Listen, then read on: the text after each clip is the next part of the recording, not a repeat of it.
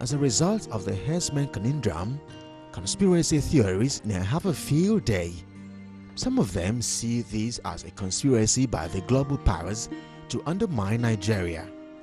Some even wonder why the United States and its allies have turned a blind eye to the killings by the herdsmen they label fourth deadliest terrorist group.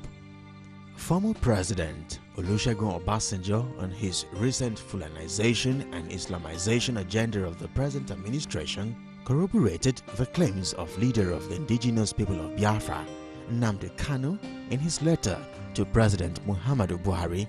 Nnamdi Kanu, it is believed, had long made such revelations, but claimed Nigerians, in their non-constructive criticism of everything IPOB, did not agree with him. Instead, they called him unprintable names. Meanwhile, prominent Nigerians have blamed President Muhammadu Buhari for not using the same approach he used to quell the unrest caused by IPOB in the southeast. Of all criticisms, the one that struck a chord was that of Nobel laureate Professor Wole Soyinka. He blamed the president for double standards in tackling problems of insecurity. Look at what's happening today. How is it possible for me to say, for instance, that I approve of this government? It's been negligent. Look at what's happening with the cattle all over the place. That's a security issue which should never have reached this level. And so by that carelessness, that singular act, which has resulted in hundreds of people being killed, in massacred, in their farms taken over, it is wiped away, which can send the welfare of you and me, that any carelessness, any failure there is totally unforgivable, unpardonable. Soyinka pointed out that the crime said to be committed by IPOB before they were descended on was nowhere near the devastation caused by herdsmen. Also, Obasanjo, in an open letter dated 14th July 2019, complained about the continued insecurity in the country, which he said is, open of quote, eroding the root of the Nigerian community, close of quote.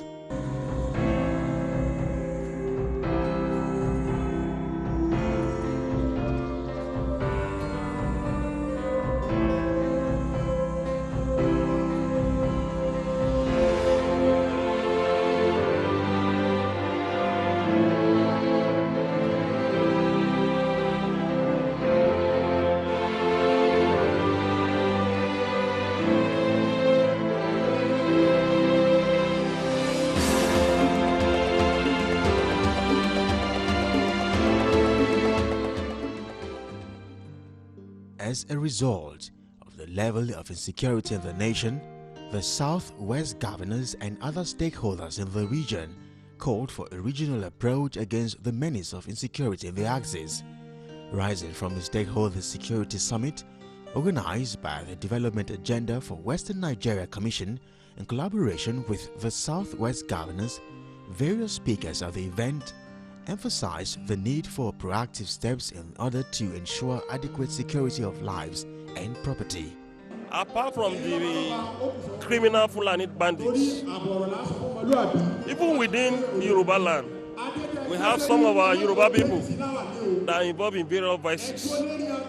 So this meeting will give us room to coordinate ourselves, to further acknowledge the situation on Yoruba land, to let the public know that we are all aware of our situation in southwestern Nigeria, and we cannot ignore the fact that the security in southwestern Nigeria has really cause for concern. Very young in the primary school, our parents used to warn us against kidnappers, bomber, dana. So it has been there all along. And what worries me now is that we are now some people are now turning into intertribal situations, that the Fulanis are waging war against it. I don't think that is the real thing. And this has been proved by the number of people who have been arrested in the southwest here. There have been a lot of Yoruba people involved. We know certain areas of our community where banditry had been prevalent. On their part, the governors, while commending the Dawn Commission for the initiative, agreed on a regional collaboration towards ensuring safety of lives and property of the region. The problem of insecurity in the southwest is like a snake in the room, and we cannot ignore it and go to sleep. That is why we are gathered here today. Two key issues stood out in my mind as I prepared for this event, and I'm sure they are top of mind for the rest of us here today. I'm talking about the kidnappings and the growing tension between farmers and herdsmen in the southwestern communities. The southwestern states must ensure that our strategies are harmonized. Our strategies must be harmonized to achieve a common purpose. We cannot afford to work in isolation this moment. That is why we are all here. We have agreed among ourselves as governors that we will work together. I'm using this opportunity to reassure all our citizens, residents, and visitors of Western Nigeria that the dark cloud of lawlessness and criminality will soon be a thing of the past in our region and Nigeria as a whole. Because all your governors are working just as our chairman has just spoken. They're working together collaboratively. Others at the event equally emphasized the need for the creation of state police. That security in itself, people can talk about it as a divider, but it's not. There is no Nigerian that you share money with and will not take it. There is no Yoruba Naira, there is no Igbo Naira, there is no Hausa Naira. We're all one, the same country. We will have different challenges in different regions, but as a country, we must continue to hold ourselves as one. It's very important. And we must say that all of the issues that is peculiar that we can domesticate in our region to resolve.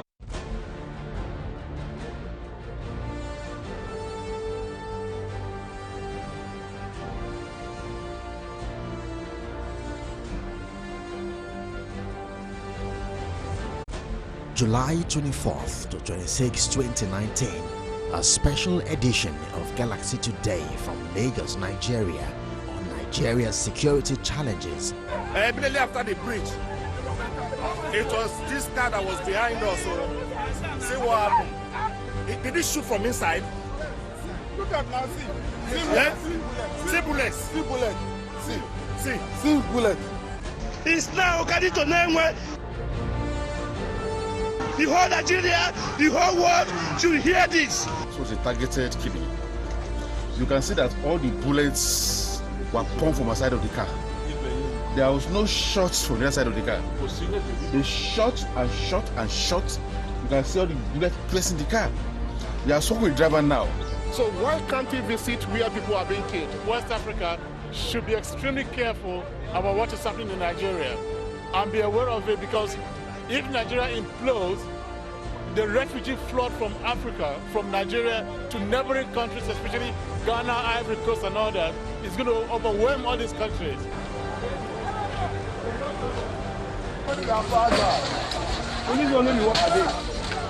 Whatever it takes, we must ensure that we not only arrest and find all of those who have done this very heinous, who have committed this very heinous acts. And the way forward. Because the police, they need to be trained, they need to be well equipped, they need to be reorganized. And if they are to be up and doing, then you don't need SSS to go after the judges. You won't need the military.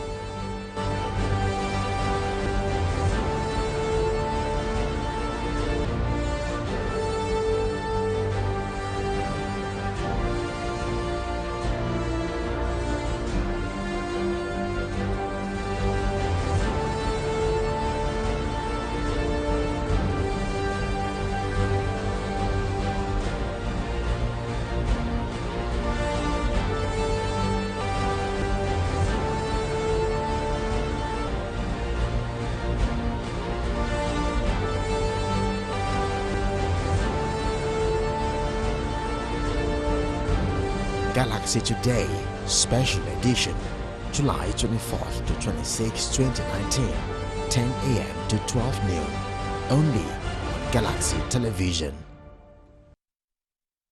I have a passion for farming. Right. And this time around, I have my farms, one in Shawonjo and in Ilubu. Yeah. The Shawonjo farm is a bigger farm. It's all palm. So I went to the farm. I drove myself because my driver was part of the team that were working in the farm. Just as we came out of the farm road to the main road, the ambushments came out and then took us, especially me. And then they replaced the people in the vehicle with their own men carrying gun. That was it. They turned in my own car. Right. They turned back and faced Imashai axis. When they got to the main road, they turned left going to Ayetoro. From there, they looked for a convenient point where they could now transport me on a motorbike. Right. For 7 days, I didn't eat. But I told them to give me water. So they were giving me water, every 2 bottles of big Eva water every day. That was what I was sipping. I turned into a fast. The leader, the leader came to negotiate with me. Said, "Madam, you are a wealthy woman. I want to share out of your wealth. I will take 100 million. I said, how would I get 100 million? If I had 100 million, no matter my passion, I won't put myself into going physically to the farm. I know what I will do with 100 million. And I said, what I can afford is 2 million. He was laughing. He said, well, if I wouldn't make good his demand, I would stay in the forest for long. Then he left. Then they shifted me again on a motorbike to another forest where I slept overnight. The rain was much. That Wednesday, Thursday, rain was so much. With wind, it was very with no windy. Shelter? No shelter. I never knew it was like that. No shelter. No cover. No shelter. So to sleep, they just use the dry leaves. They pack dry leaves and put, and then they use this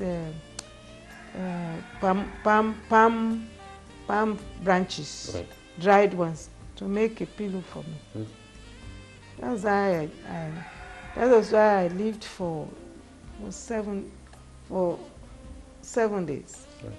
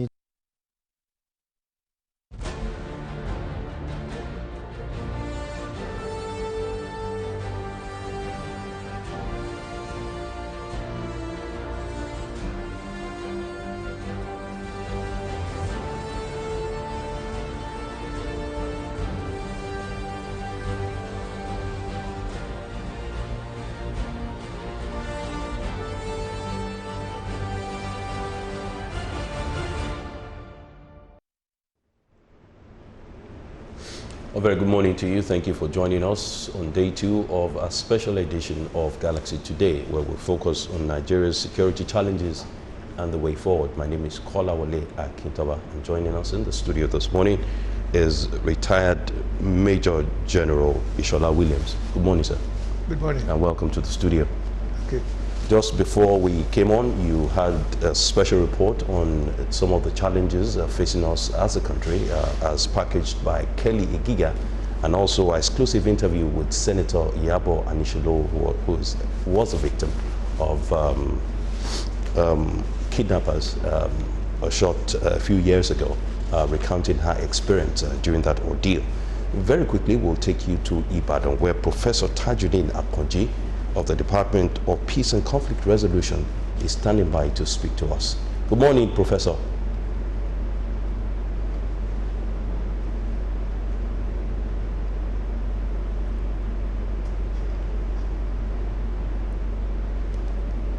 Good morning, Professor Tajuddin Akonji. Can you hear us?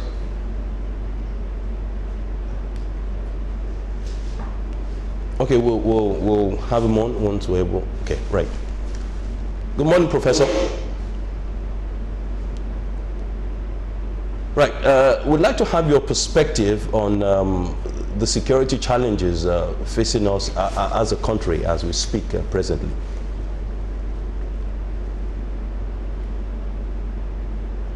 I can't hear him.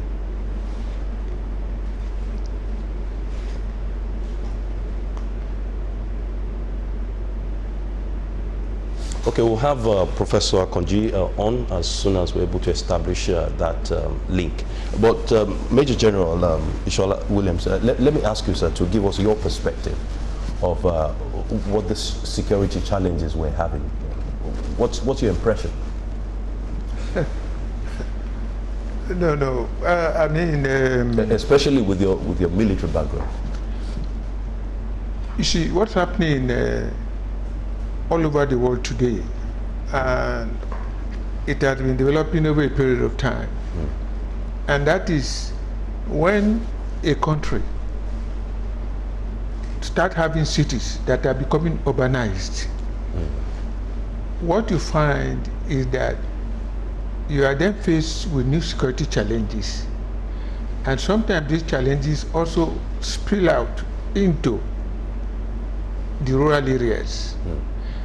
And if you look at the example from Latin America, countries like Brazil and Mexico, they have security challenges that we ought to have looked at and see whether we are going to go the same way. Unfortunately, it appears that unlike the Western world, that are constantly looking at issues and try to be proactive, we do not. We let the problem hit us or the challenges hit us before we take action. So, with the present situation that we have in Nigeria, what we then find is that the population of very, very young people is more than half of the population of the country. Secondly, because of that, the country has not got the plans and the programs over time to be able to provide education, jobs, and things like that for this set of young people. What then happens is that you then find them, idle. An idle hand is a devil's workshop. That's one problem. But two problem is also when you have people having children and they not think of how to take care of them, you create problems for the society. And thirdly, the system that we used to have in the past, even in Lagos here, we used to have what you call family compound, in which everybody stays together. And you are your brother's keeper, your sister's keeper. There's no difference between my cousin or myself, because we're all children of the same family in the same compound. And therefore, families have control over the way their children grow up. Okay, and at that time, we were not too exposed to what we find our modern youth now, being exposed to the American way of life, American lifestyle, the Western lifestyle. And all those things carry the good, the bad, and the ugly. Unfortunately, most of our young people choose the bad and the ugly ones. Only very few of them choose the good ones. And that creates a problem. Much more so, like I've said before, the security agencies themselves are not studying the situation for now and for the future. And therefore, reorganizing the structure, the methodology, the doctrine, the equipment, and everything that will be able to face the new security challenges that they face. And once you have that sort of situation, you have a situation in which crime will continue to increase because you have problems with preventive as side of it, okay? And two, the criminals will continue to stay ahead of you because you were not prepared for it and you never had anything to be prepared for it. So what do? Like we say in Nigeria, fire brigade approach, which is what's happening. Most importantly, it is not that we don't have enough agencies to deal with the security problems in Nigeria. We have. But all these agencies have confused mandates, and some of them which have mandates that are very clear are not living up to expectations of what their mandates are. Above all, the political authority, I'm telling you, after 1966, the political authority have not been able to play the key role they are supposed to play in providing strategic direction for the military and security agencies of this country. That is the key issue. Right. Let me ask you to hold your thoughts for a few minutes while we speak to Professor Akonji back in Ibadan. Professor Akonji, good morning. Very quickly, let us have your thoughts on the various challenges in terms of security in Nigeria. I can't hear him at all. Well, thank you for having me. I think it's so very clear for us that, to everyone, that the most important business of government is provision of security to its citizens. And so the inability of a government to be able to do this is a kind of an indication of a failure which actually affects the psyche of the people. And what we see here is that the people of Nigeria are already feeling so insecure, and this is affecting everything that they do.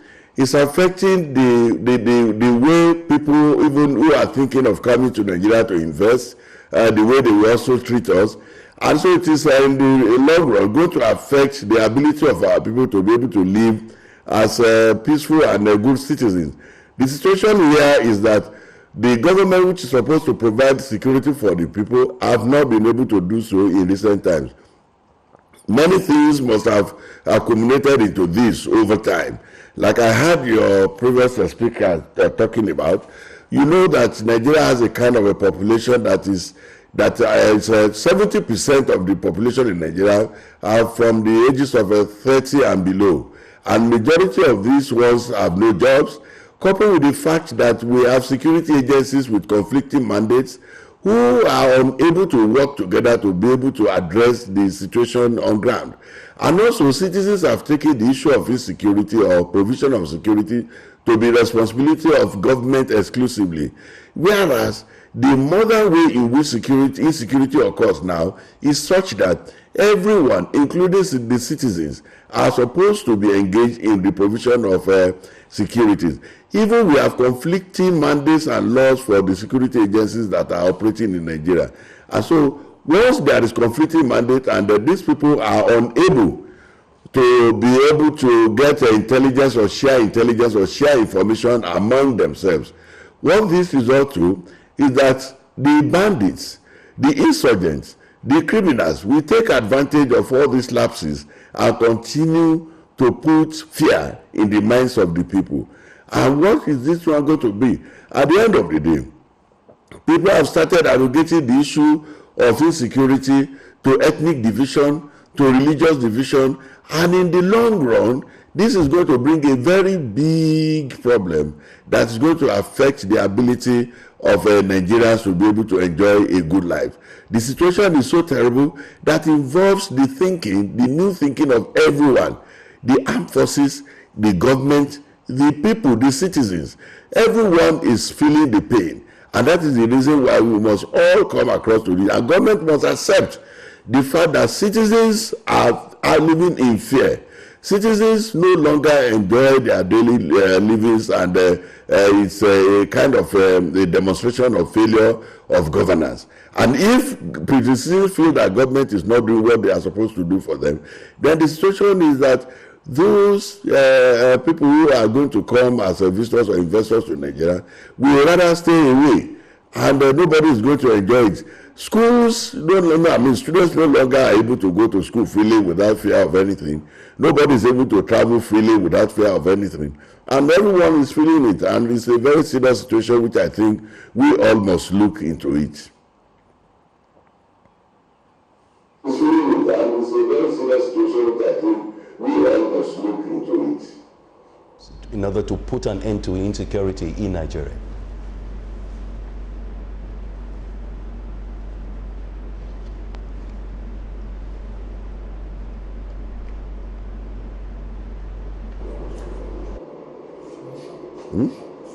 Okay, you are talking about what we think we should do. Like I mentioned to you, insecurity, security is a business of everyone.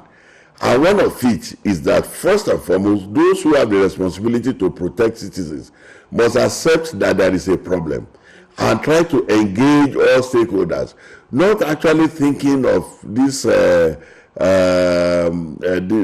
sudden approach that they always do to it. They must bring people together. Let us assess the situation. We have institutes for security studies all over the country. We have a number of information that we have. And for you to be able to fight insecurity, you need to share intelligence. You need to share information. You need to bring agencies to be able to work together.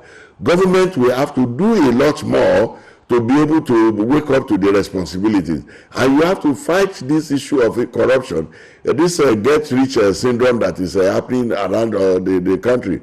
Then you also have to address the issue of people out of jobs. You also have to address the issue of people not going to schools, because the devil, the idle hand, they say, is the workshop for the devil. We have a number of young Nigerians, and like we have said, that if we look at by the year 2030, we are going to have a workforce in Nigeria that have nothing to offer, that is so large that we even have implication for other countries around us. If we do not do something about the case of poverty that we have in the workplace, out of school children, and governance deficits, that is a problem. So it should be the responsibility of everyone. No one, we should put aside this idea of pushing this thing to ethnic groups, to religious groups, and come to say that every stakeholder, citizens, community leaders, the traditional leaders, religious leaders, the government, and everyone must come together and try to find a joint solution to this problem, because it's a joint problem that requires the contribution of all of us. The Vice President has started meeting with traditional rulers. It was Ogun State over the weekend, and then traditional rulers in Osun State on Tuesday, to try and find lasting solutions to this security issues in the Southwest. Now, one of the issues that came up is the issue of community policing.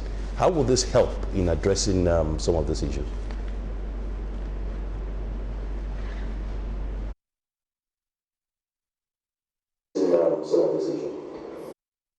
Community policing issue has been a long time issue that people have been discussing. What actually puts me off about the way we address things in Nigeria is that we don't actually take things from the basics. We only wait for issues to occur before we now start to think of what everyone in the globe is already doing, and we think that that will be the solution to our problem. The way in which we federalize all our resources, our thinking, is making it difficult for citizens to be able to contribute things to the issue of insecurity in Nigeria. The the vice president moving around talking to the traditional rulers is not a new thing. The traditional rulers already know where the problems are. They know the solutions, they know, but they don't have the wherewithal to be able to act because everything is controlled from the center without proper coordination. Actions are taking place in various quarters without anybody coordinating the activities. A number of groups, vigilante groups, they are all coming together doing their things. We have had the issue of traditional rulers and all those things coming to discuss. Several groups have already discussed the issue of making sure that you localize the issue of security.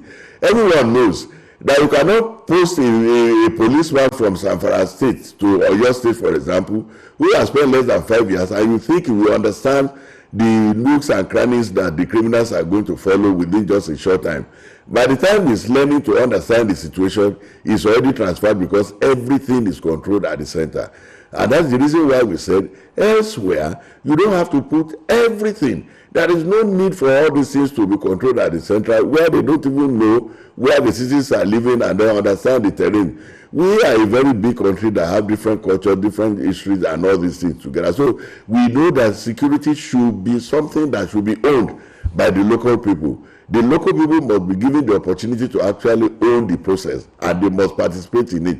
So community policing is not a new thing. It's a thing that everyone across the globe have come to realize and have come to accept as a way to address the issue of insecurity. The idea of just operating a federal police system in Nigeria is archaic, it's old, nobody is doing it again. Everyone has brought the issue of policing to the people because the people understand where the problems are, and they are the ones who actually can provide solution and security for their citizens.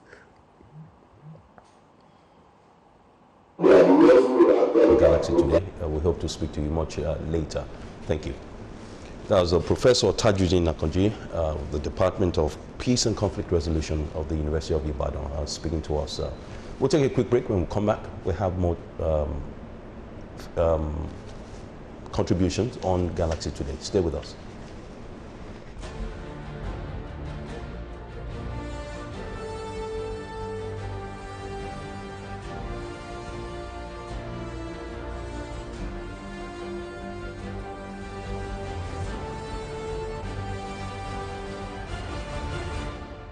Didn't expect this at all. She left me here at about 8 a.m. that day, and I was expecting to hear from her. But later in the night, my bishop came here and broke it. So I was shocked. He gave me some concern. We don't even know what to do. We don't even know who is next and where they are lying about, because they described the place where she was attacked, entering Ore, that roundabout, where you have to slow down and take your time. That was how they got them. I don't know. We are disturbed. The president should speak out. He's aware.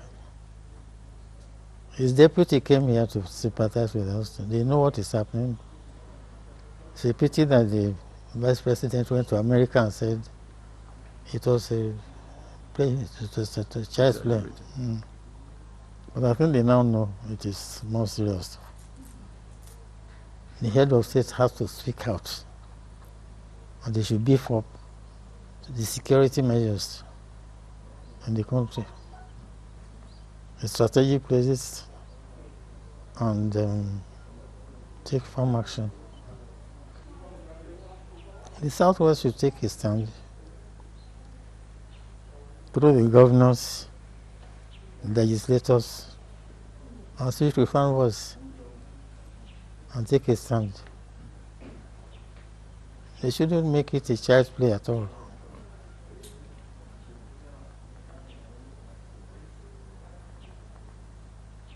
It's a very serious matter. And we hope the authorities will take it like that.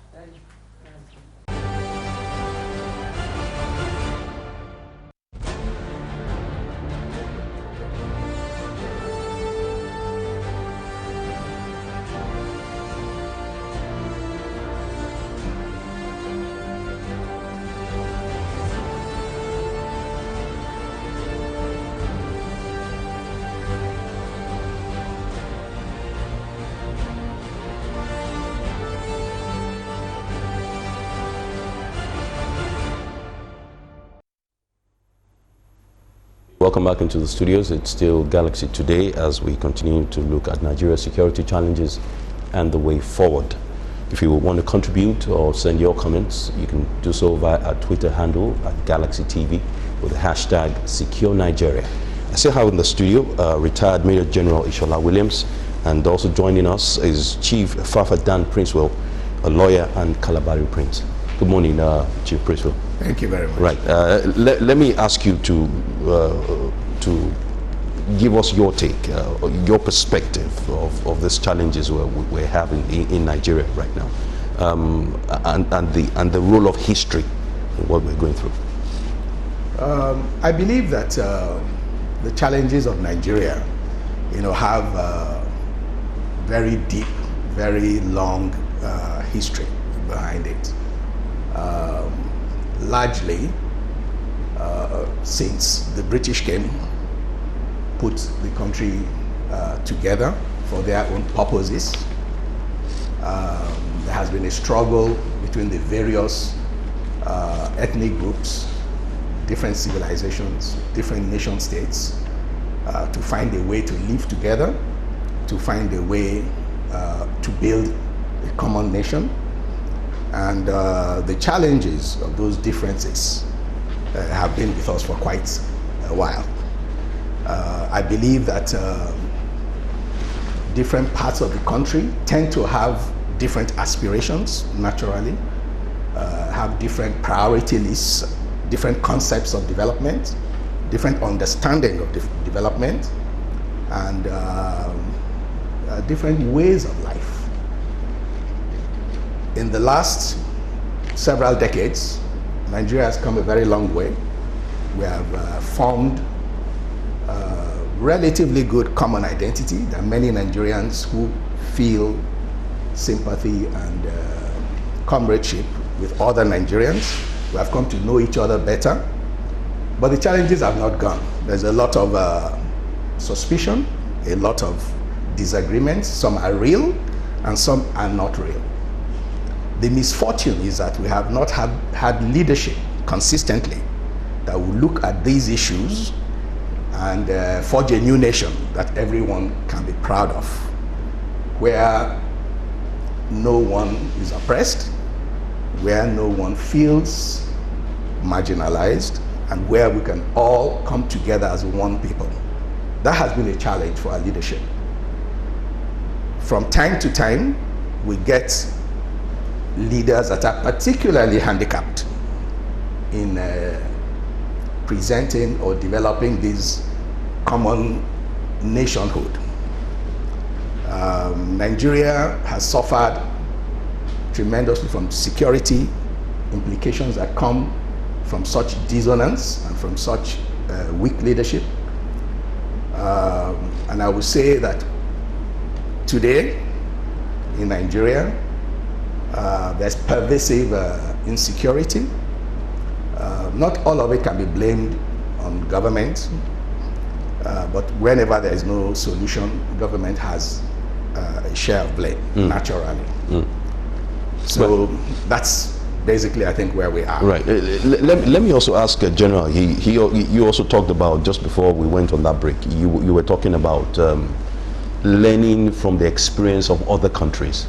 And still on the issue of history, I'd like to read out a quote here by Friedrich Hegel. He says, and I quote, "The only thing we learn from history is that we learn nothing from history." And this was one of the issues raised by Chief Emeka Anyaoku just recently in Abuja, on the need for government and all concerned to learn from history. Why are we not doing this as a nation? No, you see, first and foremost, we don't have a political party system in Nigeria. Unfortunately, the military was responsible for that. What am I trying to say? Could you imagine if Action Group of Awolowo had continued up to now, just like the ANC of South Africa? Could you imagine? Or NCNC had continued, just like that, or NPC? They could have become so matured that we'll be like political parties in other parts of the world, or in other parts of where politics has matured as such. Okay, so that's number one. Number two, you also discover too that the ethics, the values, the morals, the integrity that came after independence with our leaders, even though they had their faults, you can't see that anymore. You cannot see that anymore. Therefore, when you have a political system in which you have immature political parties with what you have, godfathers and money bags, what do you expect? The money bags and the godfathers will dominate. And therefore, it does not matter what other people think about whom they have chosen to be. That's the person that will be. Not on the basis of merit. On the basis of godfatherism, you have the money and I can put you there. Once you have having a system like that, you are creating a problem for the society and for the country, because what you tell the following generation is this, is that what you need is just a godfather. You don't need to struggle to become what you want to become. And the problem has now been that to the youth, to you young people, middle class and so on, is this. Look at all the political parties. I call PDP, Papa Deceived Peking, APC is Alliance of Political Crooks. Look at all of them. Look at the leadership. And you ask, majority of the members of these parties are people below the age of 55. And they cannot remove those old men. They cannot remove them. The present chairman of PDP or this thing, they are above 60 years of age. What are the young people in the parties who are the majority? What are they? And they have youth leaders. They have the youth party. The women keep complaining. The women cannot join with the youth to remove that leadership. What is happening is this, is that everybody is hustling. Hustling because political position had become a position where you can do what? Make money. And if you can get away with it, and if a political party can make an announcement, come to us, ye that are sinners, and we shall set you free. And they did that promise in APC, and it came up when they wanted the Senate president. They wanted somebody to step down. They told you just step down. All the EFCC went to court and withdrew the case. So what are you saying? With that now you create impunity. And impunity means tolerance for corruption, which means that Adamu went before the National Assembly yesterday. He said there's corruption in this system, and that the person is going to become a minister within the system. So the whole foundation that was laid for the future Nigeria has been broken. The second point is this, that with the military, when General Abiy came in and issued decree number 1, centralizing the government, we have not been able to get away from that. Why? Because when you become a president, with our present system as a president, the president reports to God. Who does the president of Nigeria report to? Who? At the state level, you have many gods and governors. They control the state assembly like they are kitchen boys and girls. In that system of democracy, what democratic system are you practicing? That's why you need to ask yourself. But when you look at the case of South Africa, for example, South Africa had a combined parliamentary and presidential system. Do you know that after the election of a president in South Africa, he has to go back to the parliament? The parliament will have to vote and say, yes, we want you to become the president. And the parliament can call the president at any time and say, come and answer some query.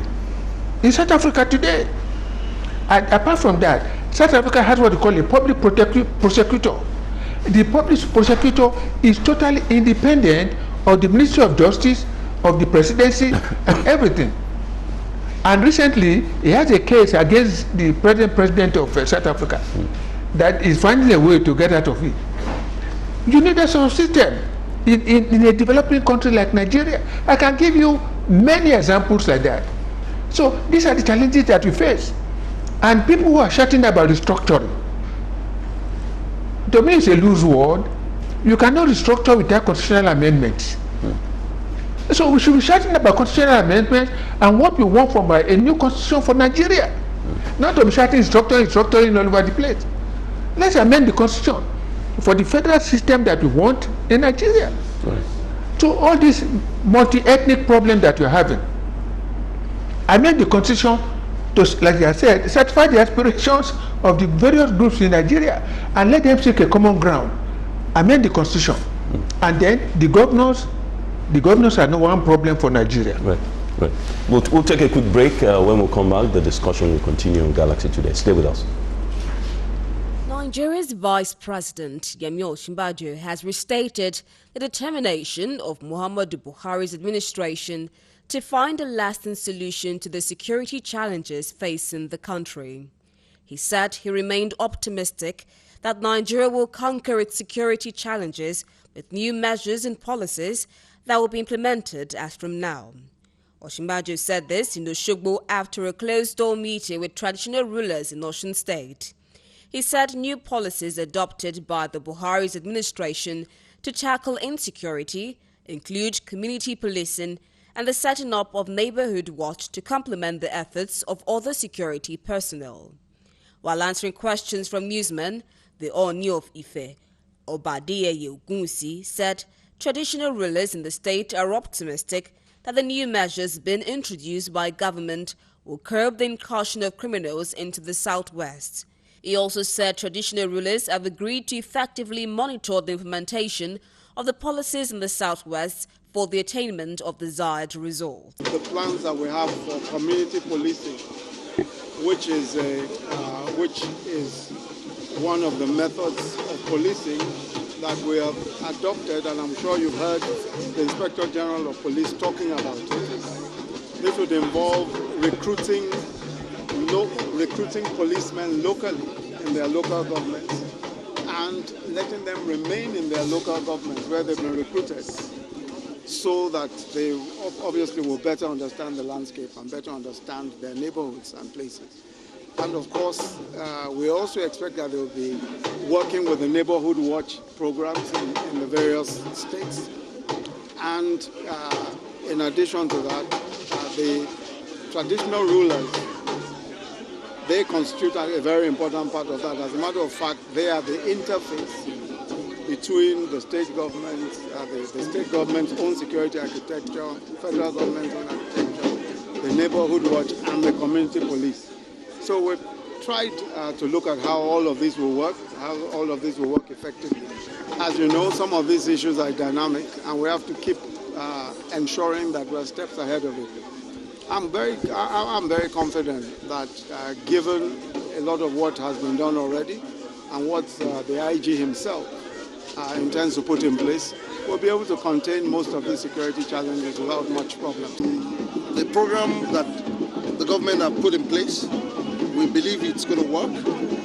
We are very happy about the program of Neighborhood Watch and community policing, which we've been talking about for a very long time. And without community policing, we can't progress that much, because we are kings and monarchs over various communities, and they will work very closely and hand in hand with us. And above all, what is now key that government is going to put in place is aerial monitoring all the forests in southwest from the air on routine and occasional basis.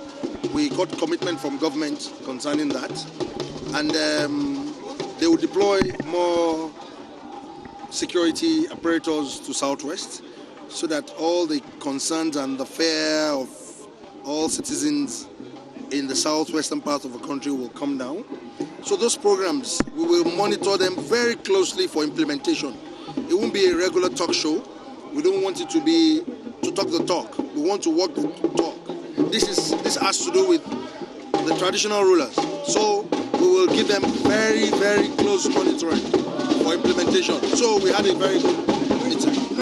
Also in a separate development, the Ondo State Governor, Rotimi Akeredolu, has ordered for arrest of any Fulani brandishing identity card as security task force anywhere in the state.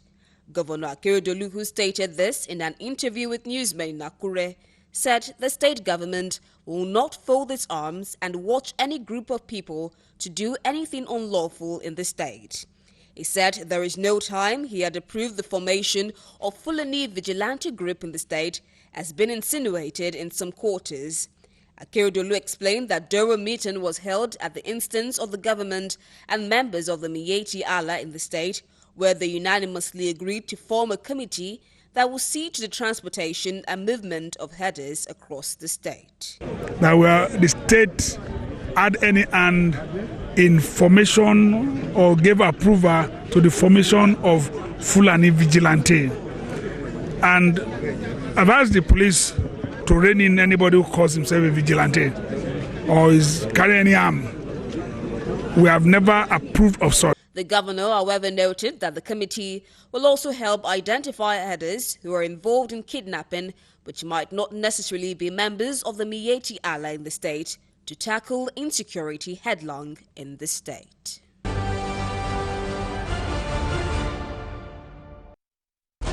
July 24th to 26, 2019, a special edition of Galaxy Today from Lagos, Nigeria, on Nigeria's security challenges. Immediately after the bridge, it was this car that was behind us. See what happened? Did it shoot from inside? Look at now, see. See bullets. See bullet. See bullet. It's now getting to name where the whole Nigeria, the whole world should hear this. It was a targeted killing. You can see that all the bullets were pumped from the side of the car. There was no shots from the other side of the car. They shot and shot and shot. You can see all the bullets placed in the car. They are stuck with the driver now.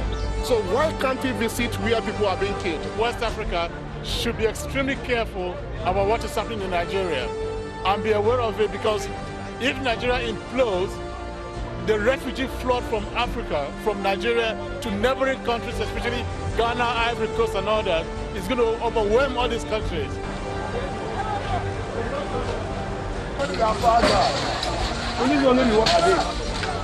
Whatever it takes, we must ensure that we not only arrest and find all of those who have done this very heinous, who have committed this very heinous act. And the way forward. Because the police, they need to be trained, they need to be well equipped, they need to be reorganized. And if they are to be up and doing, then you don't need SSS to go after the judges. You won't need the military.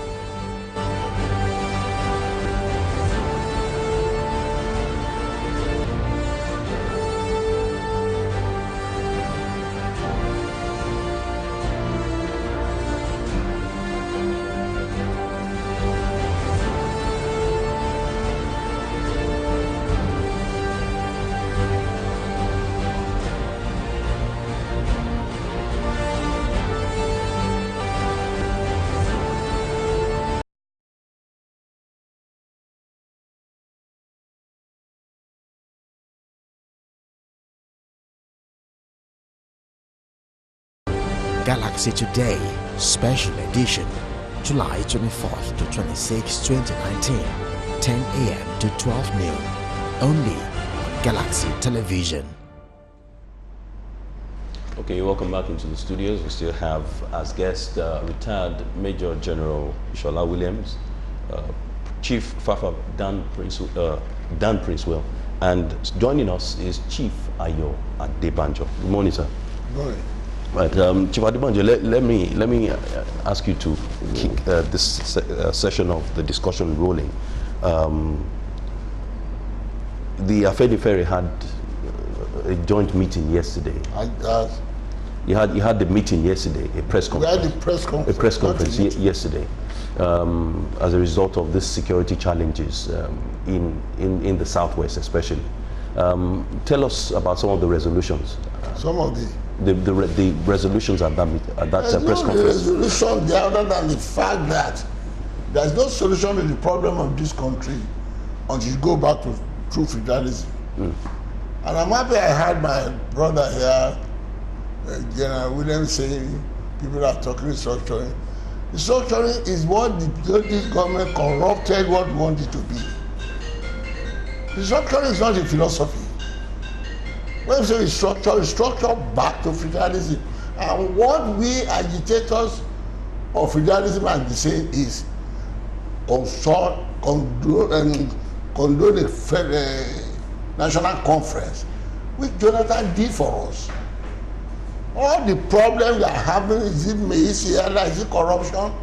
If Buhari had been patriotic enough to implement 2014 national conference, there is no problem.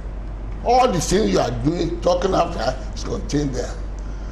When my brother said we were talking of social, you can't do social without amending the constitution, we are not concerned about this constitution. How do you want, your constitution doesn't need amendment? He did a surgical operation. It is that surgical operation we did in 2014. 2014 does not recognize any assembly passing it or doing it. National Assembly was part of the problem we saw there.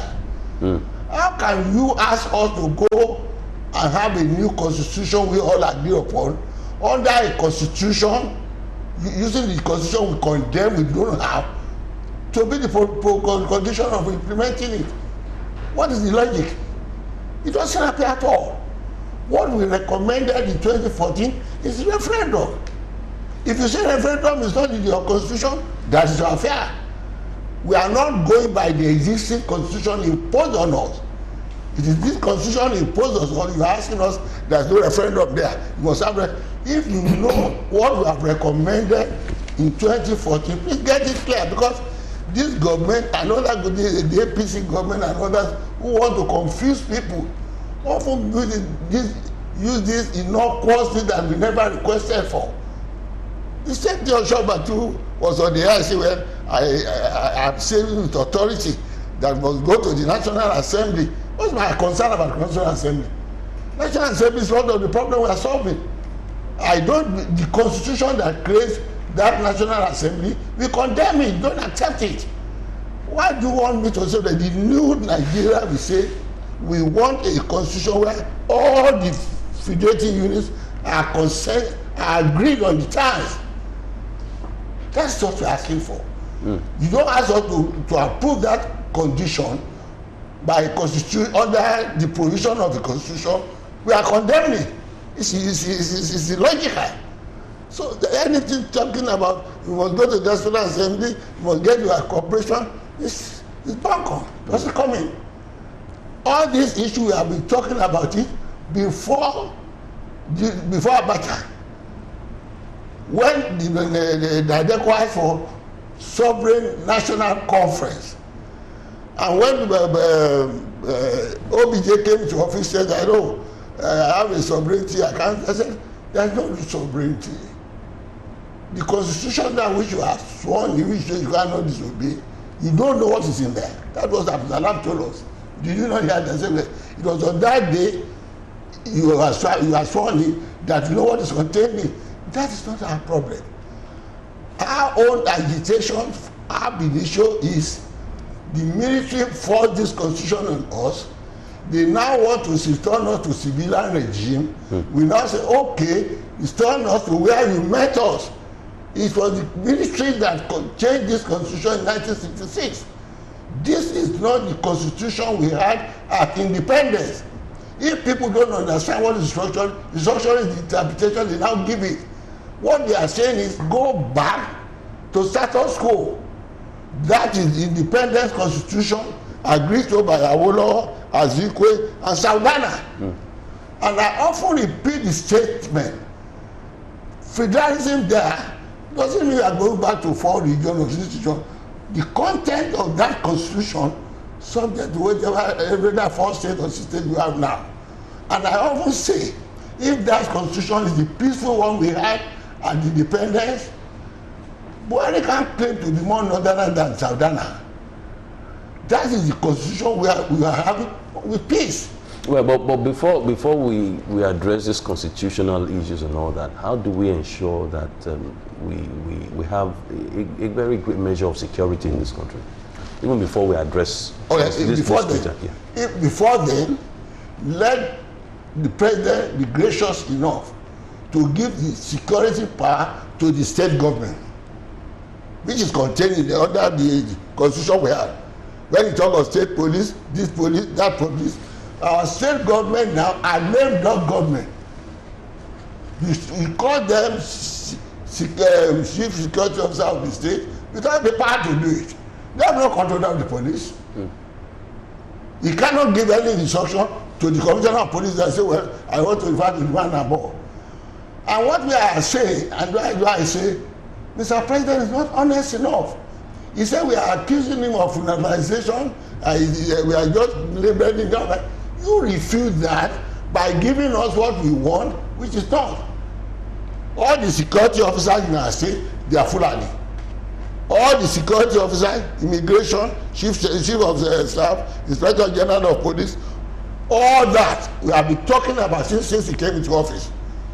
He pretends that he doesn't understand what we are talking of.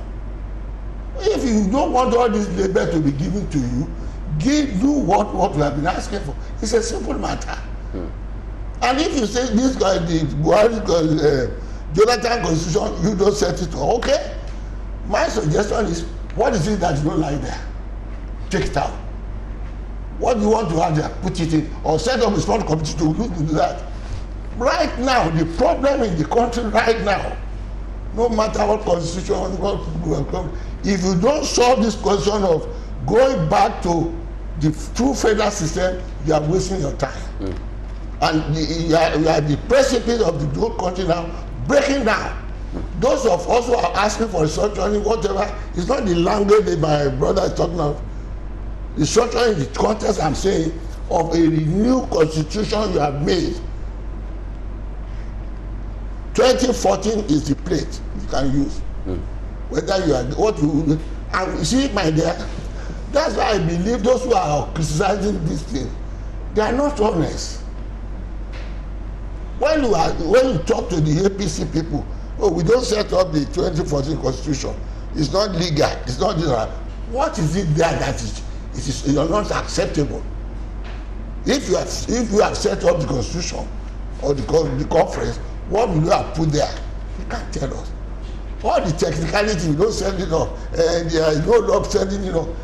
We want peace. We want to move forward. I don't want this country to break. I have served enough. I've labored enough throughout the country. In 1979, I spent a whole year in Borno, where you are having Boko Haram now, preaching the production of one Nigeria under UPN. If I don't want the North, I go there to go and campaign. I am comfortable in the West. And people are accusing us now that why are you bothering the North to stay? We want the development there to go around, but not on their own terms. We don't want unity on the terms of a section of the country imposing on us. It is not the unity of the horse and the rider. Where we are the horse, they are the rider. No. That is what Buhari is trying to do. That is what we are objecting to. If you say this 2014 is not acceptable, until you go down there and solve it, and everybody autonomy in his own region, that will be peace. You have Pandem, you have now South, what is these people in the Southeast, all this idea will go down. And I say, and I really want the government to take note. Those of us are asking, because the structure is what they are using now, forget it. Go back to federal constitution. Do it now. People are not already saying structure is too late for them. Oh. If you don't hear it, I am telling you, we are talking of iPod in this, bandits, the West now is looming. It is people like me, and I hope we are shopping. No, once we have the country structure, you have autonomy, you have state police, local government, all these elements that we are talking for. No need to break. I don't want the country to break. I am knowledgeable enough and I work for this country enough to know there is advantage in the economy of scale. Right. It is true we say we are not privy to amalgamation, but we are not blind to the advantages of amalgamation being a big country. But not a big country for where a section of the country will be dominating over the others. That is just a simple thing. If they are honest, all other jargon they are talking of, it doesn't work. If we are honest, we say that go back to the constitution where we had that independence. What is the problem with that? Let them tell us the problem with that. Right. If you say, oh, we can't get it until you have referendum, make a lot of big referendum and make it work. Okay. Right, we'll take a quick break. When we come back, we'll speak to Chief Edwin Clark in Abuja. Stay with us.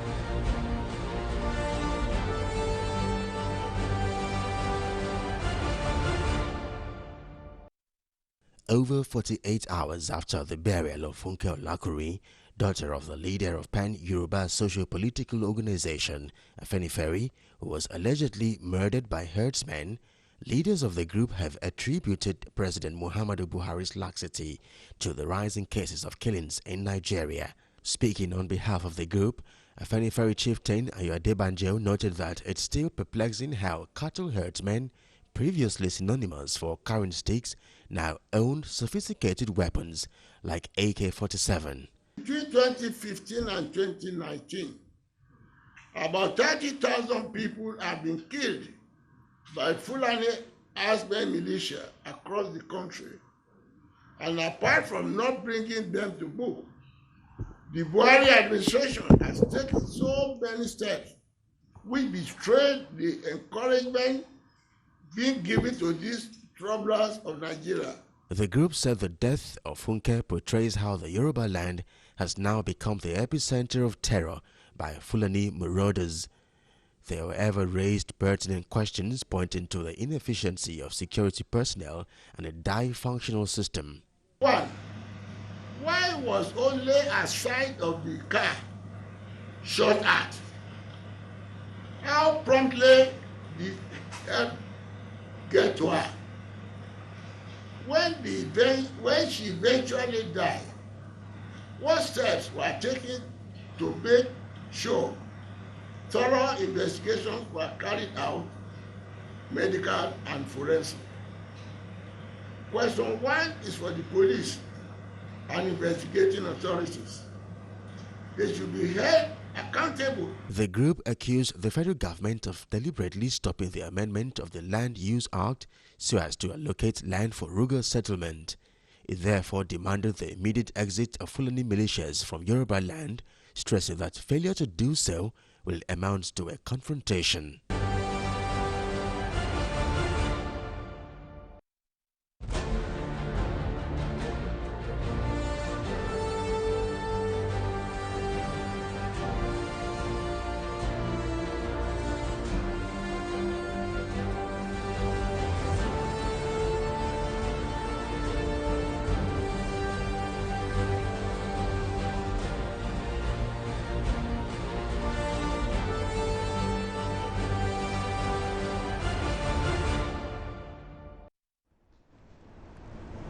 Okay, welcome back into the studios. It's still Galaxy Today, live from our Lagos studios here in Ikeja.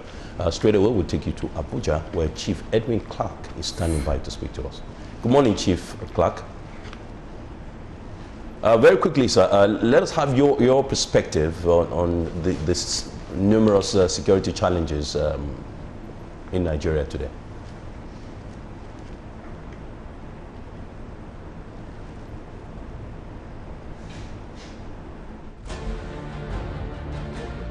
But I believe the security situation in Nigeria at the moment is partially caused by the government. One, it has not provided enough for the ordinary citizens of Nigeria. People are out of job. About 10 million children are not in school at all. Wherever you go, you have these young men moving about in the streets. Whatever name they call them, I don't know. Without food. Sometimes they beg about looking for money. Strong men. Nobody talks. And these people are angry. So some of them have decided to do otherwise. To join those who believe they are trying to bring changes into this country. That's why we have Boko Haram. It's everywhere. In 2009, Boko Haram had just started, but by the killing of their leader, unjustifiably, the people took to arms. And between 2009 and 2014, they were all about. They had occupied parts of the local governments in Borno State. But when the elections were coming, and after the postponement of the general election at that time, the military were able to drive them out, to put them out of Nigeria. So it is not true that those who said that it is when this present administration came, that was the time they drove them out of Nigeria. That is not true. Most of them are in Sambisa forests. And today, they have their headquarters, even within Nigeria. Nobody cares. The army should stop. They are doing their very best job. Their best is not enough for Nigeria now. Let us adopt new tactics. The army or the military alone cannot do it. They've been there for 4 years. Whatever technological knowledge they have must have expired. You cannot try the same thing over and over. This situation is getting worse in the sense that the chief of army staff recently told Nigerians that he had bad eggs in the military, the army, in the war front. And because of non-commitment of these soldiers, we have some setbacks. We were surprised.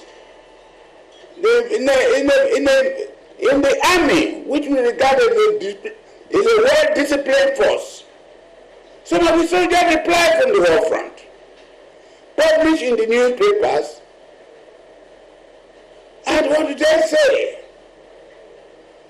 That they were not properly equipped. And not only that,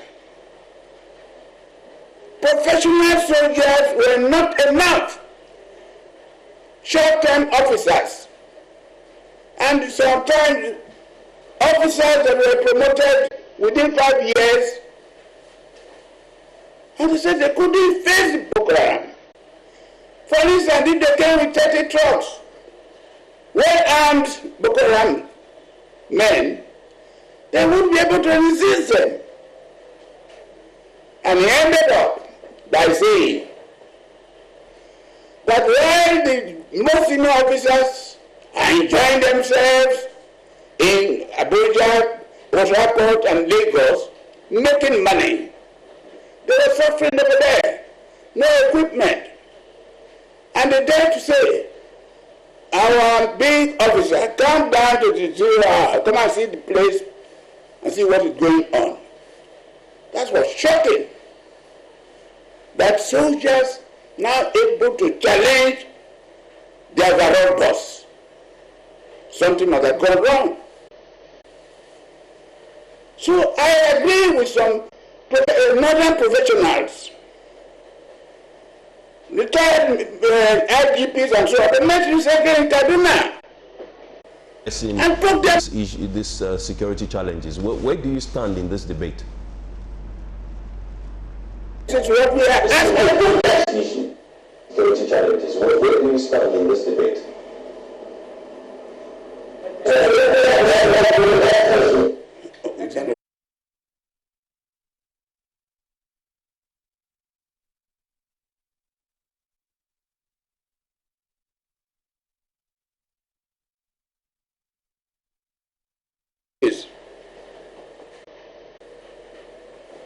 I should go on.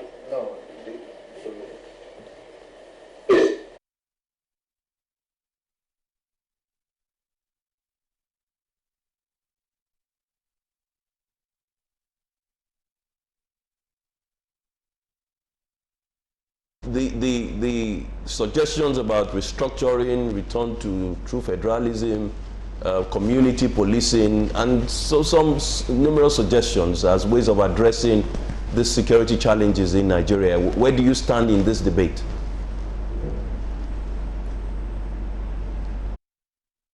Are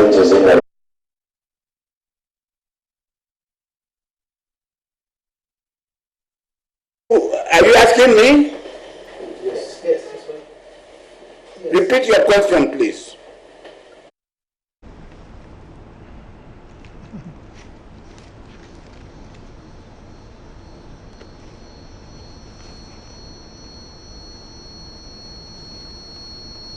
Okay, we seem to be having some connection issues there. Speaking with Chief Clerk in Abuja, we'll reestablish that contact shortly. Let me ask Chief Prince-Will to look at. Let's look at these issues from a legal perspective, and the Parliament's role in this discussion in terms of ensuring that security is effective and accountable, in terms of enabling laws and all that. What can be done in this regard from a legislative point of view? Well, I think the problem is structural. And because it is structural, the Parliament itself is affected by the defects in structure. You see, when you have a Parliament that is premised on its own powers, its own composition, and all of that, all dysfunctional. What do you expect from such a parliament? See, you have the issue of the president recently made a statement that Bayelsa State has 8 local governments and Kano State has 44. And that fact alone shows that there is justice. Right. There is justice in the country. And I thought that was, how can 8 and 44 mean justice, whichever way it is defined? So when you have your parliament and its composition is in such a skewed fact, it's so skewed, clearly that is not the forum where you can expect a solution. See, a lot of people mistake the fact that the dysfunction of the country being structural cannot be resolved by just one subset of that dysfunctional structure. So basically what it is about, it is jurisprudential really. The idea of parliament is that all groups, different identified groups, should have voice in the parliament. They created the Senate to have equal representation and the House of Assembly to have a reflection on population differences. Okay, there are reasons for all of this. They are jurisprudential. So you cannot avoid or skip the stage of an agreed constitution before you begin to use the composition of those. That's really the issue. So it's fundamental. You know, there is no acceptance that all those things were done fairly. Neither Kanu nor Bayelsa agreed to that 44 local governments and 8 local governments. Kanu did not agree. Bayelsa did not agree. There was no such forum. One person or a group of people, military men, unelected, without any evidence of knowledge or understanding of the country, sat down and created 44 and 8. So it is, Mr. President, that I would like to ask, you know, where, you know, you found justice in that. The fundamental problem in Nigeria, the insecurity issue, is injustice. Injustice is at the root of everything. And there is no greater injustice than a manufactured constitution. No greater injustice than a constitution written by one section of the country. Not even one section, a subsection of one section of the country. The military men of a particular area wrote the constitution. So that is the problem. No one can run away from that. We have to have a situation where we have justice back into the system. I have no problem with anyone from, you know, any part of the country. I've lived all over the country, in the north, in the west. Nigerians are good people.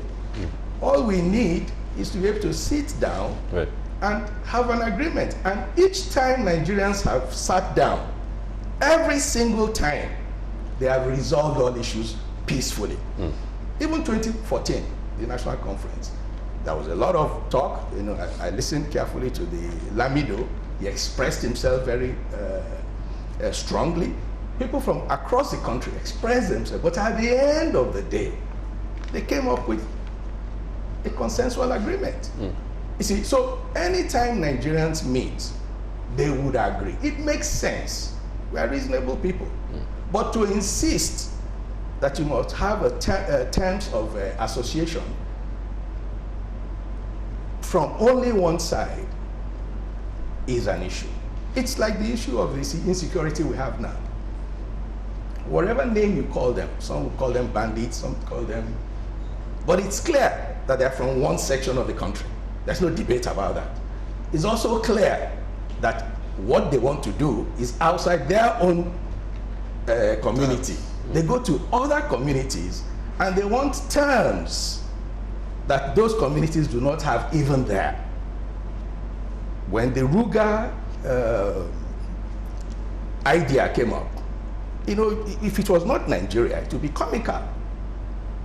You just want by fiat to create settlements across the whole country funded by federal government funds. Those are the issues. Injustice is the problem. There's nothing more, nothing less. You need all over the world, security is at all levels. There can never be too much security. The president needs his own security. The assembly needs his security. The federal needs security. The state needs security. The community needs security. Even an individual, I have my gate man, you have your security. So to deny a people communal security, to deny a people state security, is a fundamental injustice. To claim to want to give security to somebody else is in itself oppressive. Every human being must have his own security on the terms that he wants. A lot of what happens in Nigeria are just fundamentally unjust. That's the issue. All right. We'll come back to some of these issues. Very briefly, we'll take you back to Abuja, where Chief Edwin Clark is still standing by. Good morning once again, Chief. Let me ask you just before I let you go, what is the way forward? How do we begin to address very quickly the security challenges facing us as a nation?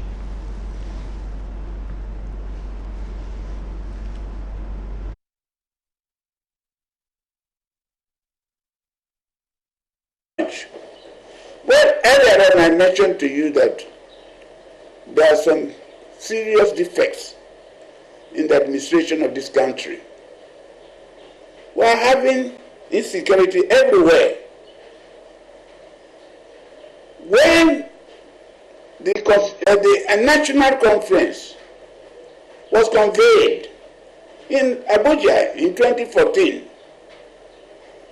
that conference was made up of over 492 delegates, all sorts of people, categories of people, whether you're physically challenged, blind, crippled, they were all there. Even if you couldn't hear, there were people to interpret to you. Various organizations, police formations, retired military officers, judges, retired judges, everyone, politicians, elder statesmen, youths, were all there in that conference. We sat for about 4 months, and we touched every aspect of administration and life in this country. We disagreed on very many things, but we agreed at last in producing documents containing about 600 recommendations. I've heard people talk about it's only the National Assembly that can amend the Constitution or that can produce a Constitution. No. The people must be involved, and whatever they arrive at, in form of a draft Constitution also, should then be submitted to the National Assembly. No one says that the National Assembly has no place in drawing up a new Constitution in Nigeria or in amending the Constitution. But what are we saying? That in our report, there are certain aspects of that report which must be dealt by the executive. There were aspects which must be dealt by the National Assembly. That was simple, plain and simple. But because it was produced by one government, one president, this present government said they had nothing to do with it. Put it in the dustbin. Put it in the archives. What shame. Today we are now talking about state police. We are now talking about the separation between local government and the state governments. All these are reflected in the reports, in the recommendations, every aspect of life. State police was discussed. Even this Hajj, this Christian moving to Israel, these were regulated. Pilgrimage was regulated even in that report, where it was recommended that government to play a little role. But today, what do we find? We are operating on a constitution which is one-sided. That is what it is. Certain portions of this country are favored in that constitution. Others are living like strangers in their own countries. And you want to amend that constitution in piecemeal. For instance, I heard that this present administration is talking about separate accounts, the independence of the local government in their revenue, and it should be separated from the joint account which they have with the state government. These were all reflected in our recommendations.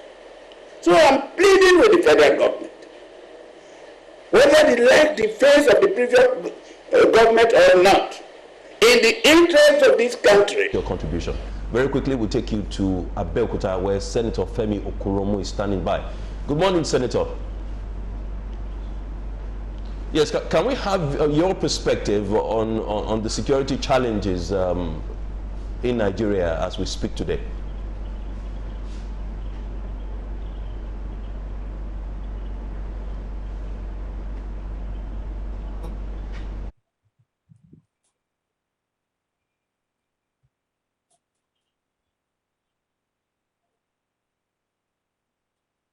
What is your perspective about the security challenges currently in Nigeria? The security challenges in Nigeria are now so serious that they have put Nigeria on the verge of an internal implosion. Nigeria is on the verge of implosion to the extent that most ethnic nationalities in Nigeria no longer feel safe. The southeast, the southwest, the south-south, the middle belt, all these places are now under siege by the Fulani ethnic militia,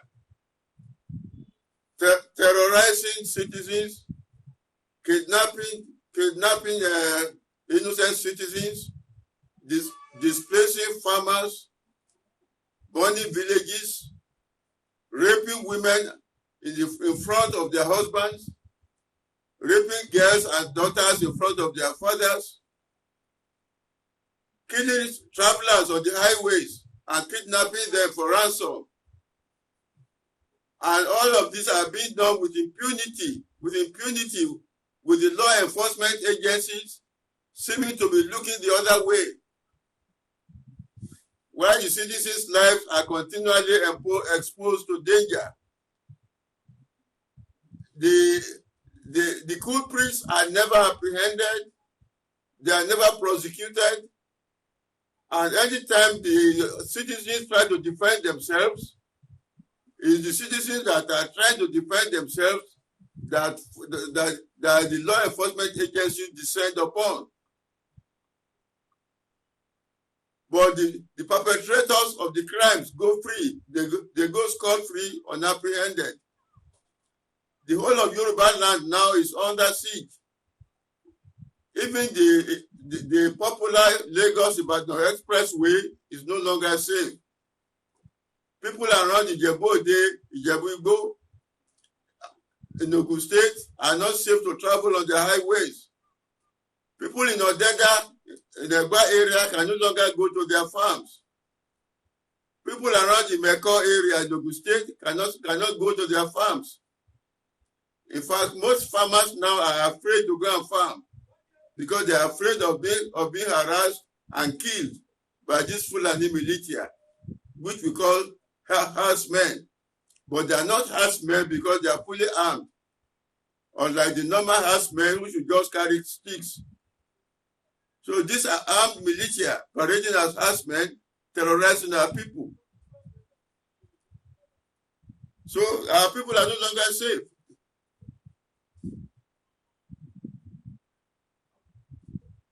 What is the way forward? What does government need to do very quickly? The citizens themselves need to do very quickly to address the security challenges.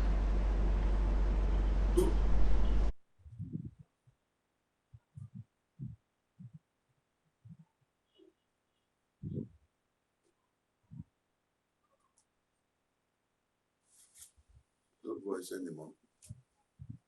Senator, I just asked you what needs to be done very quickly to address these various security challenges.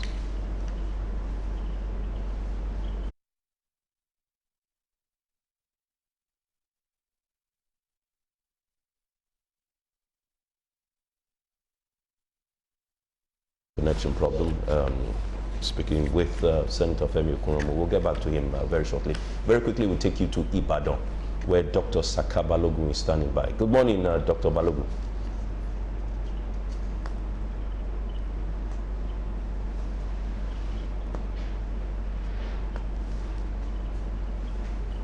Hello, Dr. Balogun. Good morning, sir. Very quickly, also, would like to have your perspective, share with us your thoughts on Nigeria's security challenges as we speak today.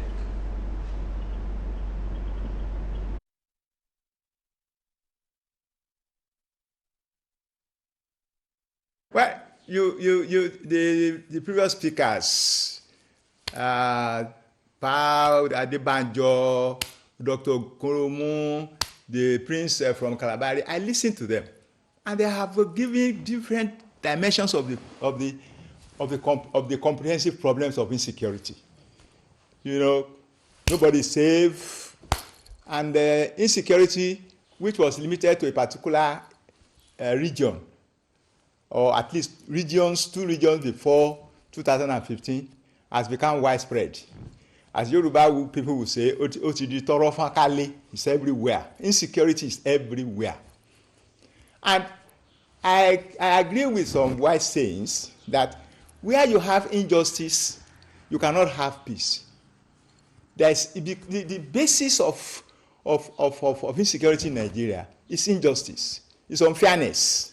Unfairness in its different perspectives. The lawyer from Calabari talked about the structural imbalance between local governments and states. Because the constitution that set it up was not the people-made constitution. It was an imposition. So you have constitutional aspect of it. Compare Lagos with Kano. How can Lagos have 20 local governments and Kano will have 44? What is the basis? Where is the rational basis for that kind of thing? And the number of local governments in each state, and the number of and the number of states in each region or zone will affect the revenue that is available to these various units. The federal system, the federal unit alone, takes 52.6% of the total revenue to Nigeria. Where is the equality? Where is the equity?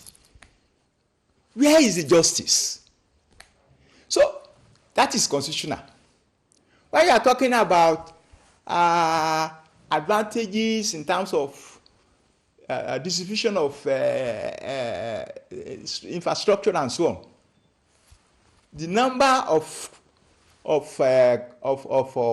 ministers that be assembled at the federal capital, where the bulk of revenue Nigeria is being sent, will be affected directly by the number of states from each place. So inequity breeds injustice, and injustice breeds what we now talk about as insecurity. And then to cap it up, when you find a government that gives the perception, not necessarily the facts, that is more interested in a particular group, and I choose my words deliberately.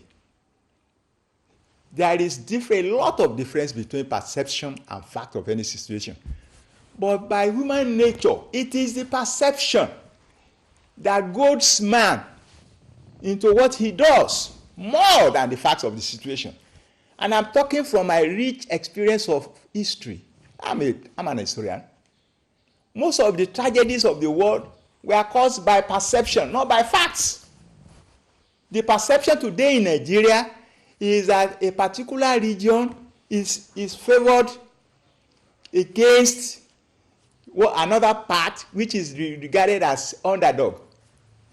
And there are some facts that give some semblance of credence to this kind of perception.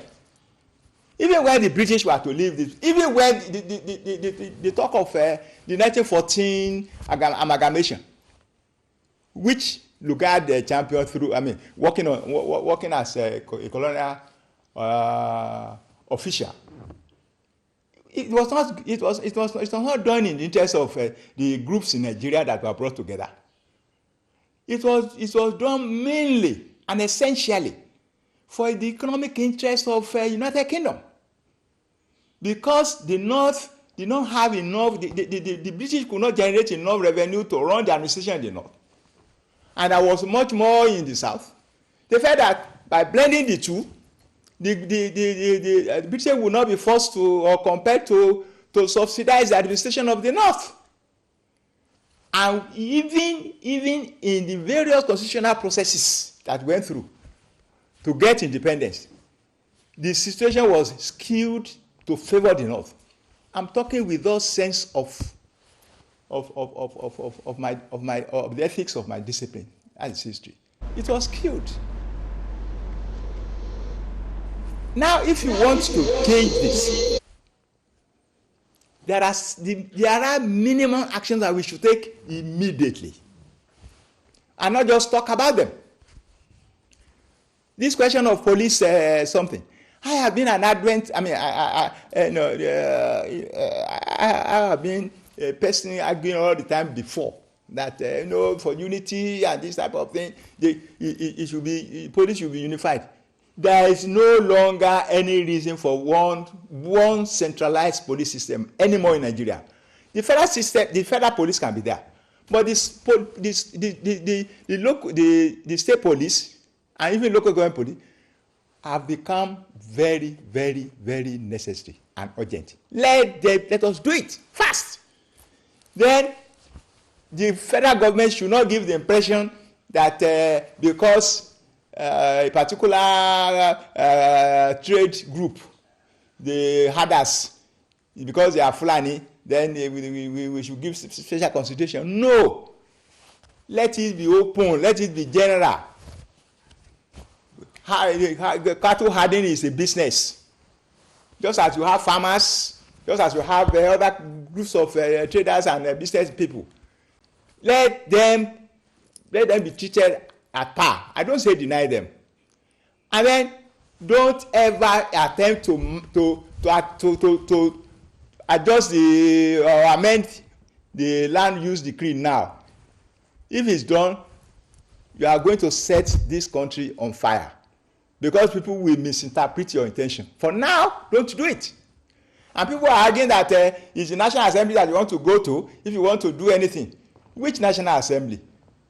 National Assembly that was ab initio predicated on a legal constitution, because a constitution that was not brought together by the people, that was initiated by the military, the professors Yadudu and so on. Just a few people wrote this constitution during the period of Abacha, and which Abdul Salami midwifed. What are we talking about? It's not a popular constitution. So I'm also not asking for any special meeting now.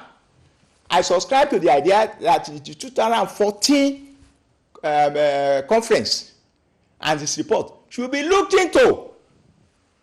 Where is the sincerity of this administration? And some of our leaders too, the Yoruba group in the government, are just looking on because the present situation suits them. Remember that you are not going to be here forever. If you say the APC did not participate in the conference and therefore you don't have to look at it, what about the one set up by the APC? Balogun speaking to us from Ibadan. Very quickly, we'll go back to Ogun State, and when we're done, we'll take you back to Abuja also to speak to Chief Edwin Clark. But first of all, we'll take Senator Femi Okuromo. Good morning once again, Senator Okuromo. Can we have your thoughts? I was asking you about the way forward. How do we address this issue of insecurity in the country?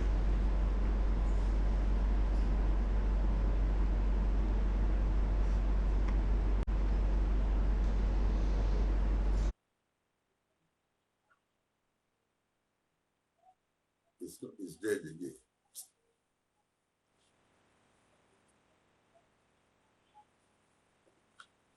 Having some connection problem, we'll take you to Abuja right now, where Chief Edwin Clark is still standing by.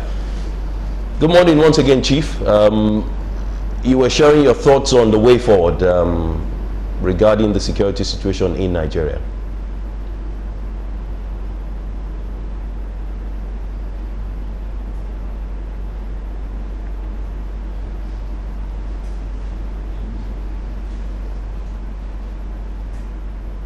Hello, Chief Clark. Can you hear us?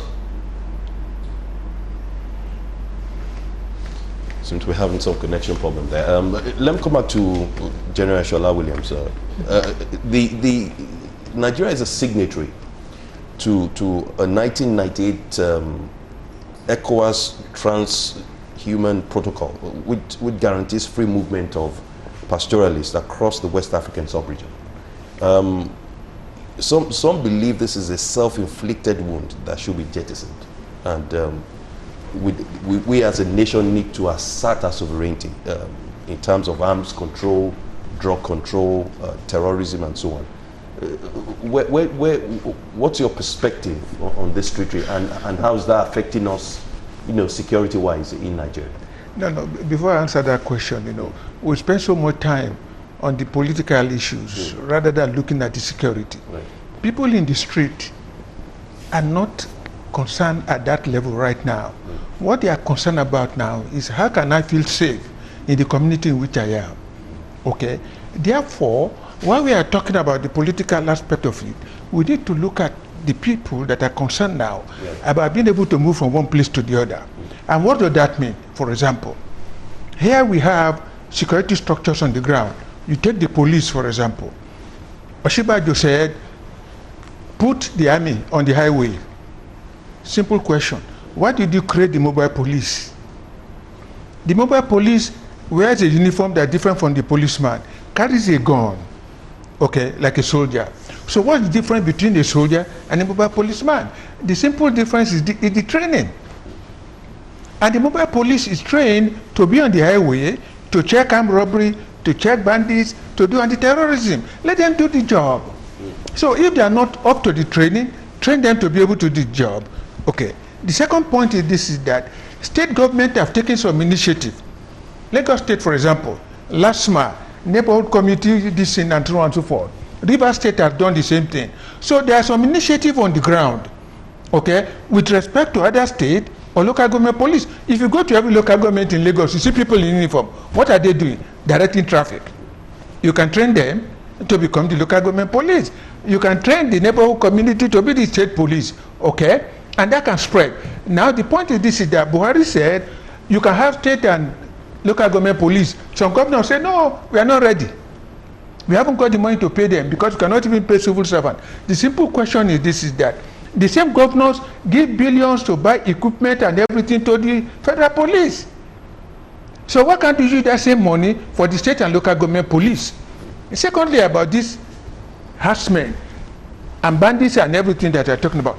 Do you know an emir in Zamfara, for example, negotiated with these criminals and bandits and so on and so forth? They said, okay, we will stop. Everybody can go to market, you can move around the whole place. The bandits themselves. The governor of Katsina said, I'm going to do the same thing that they have done in Nasarawa. So there are some local initiatives. In Kaduna also. Yes, exactly. Then Obiano, how did Obiano succeed in Enugu? What's the name of this state? Anambra State. How did Obiano succeed? He must have done some few things that other states too can copy with respect to this harassment and these criminals and things like that have stopped in Anambra today. So the point is this, that there are local initiatives at the state level that can be copied, but like I've told you before, we have a problem with the governors. At the state, this is a federal state, and the states have some autonomy to a certain extent.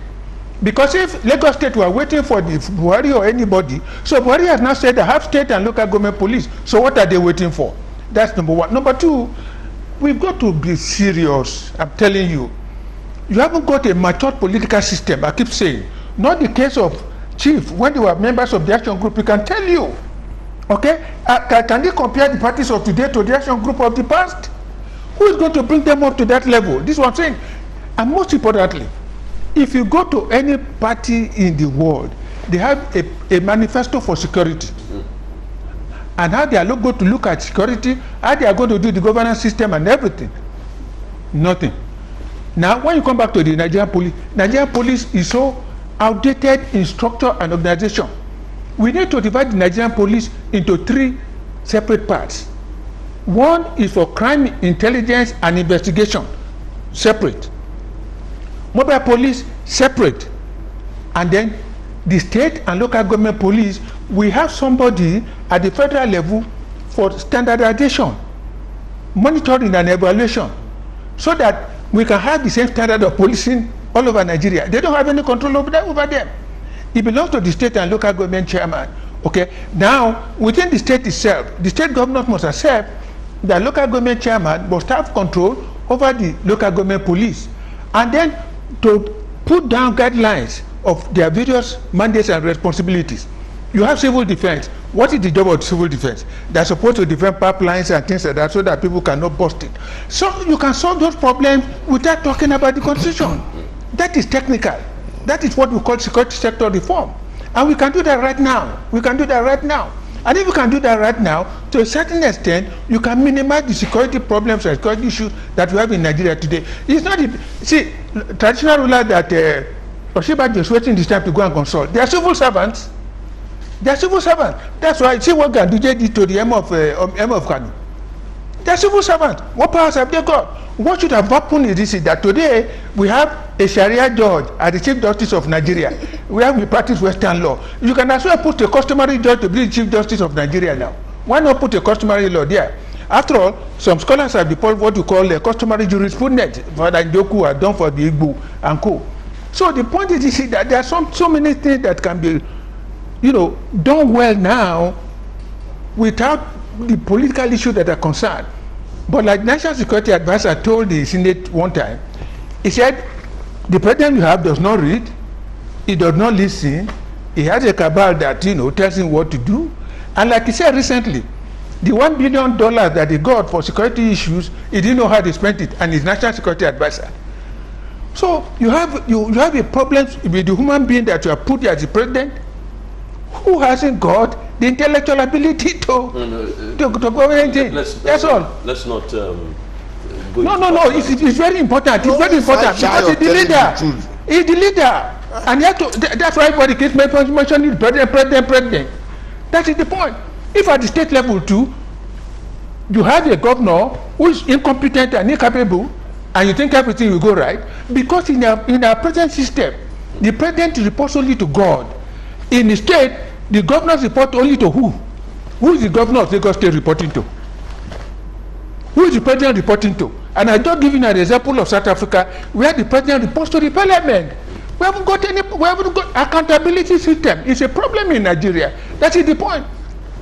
And that's why any president that comes to Nigeria can do whatever he likes. Any president can do whatever he likes. Who checks him? Who checks the president? So you have a problem of accountability. Now, if you don't have security chiefs, that the president does not even know how to control them, you have a problem. You ought to have changed those security chiefs to today. They're still there. So, come on. Well, Chief Admanjo, let me also ask you briefly, sir, before we go on this break. Why does there appear to be no political will on the part of those in government to address this issue? I don't come here to talk grammar. Everybody's fighting shy of saying the truth. You need my friend here. The truth is what the president said. If there is any change we need, I said it in 2014, 2015 election, is the change of the constitution. It is the constitution that is killed against justice that is causing this injustice. That's the issue. And you have all the contributions that have contributed to that fact. I begin from the statement my president made about the president saying Jigawa Kanu has so many governments and Bayelsa who made that local government institution. It is the military which I said it before. What is the yardstick of creating the local governments? What is the yardstick of creating the states? That we have one state in the north and in the south. It's all the constitution. And now again, to talk of injustice, they are fighting out of injustice, then the president saying, I'm military around the rule. You say you have a federal constitution. You copied it from America. Where in the federal world do you have an inspector general of police? Where?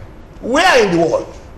Even in Great Britain, I have said it before, people are just finding a way to shine away from the truth. They don't want it. This constitution made Buhari the most powerful president in the whole world. And until you change it, there will be inequity.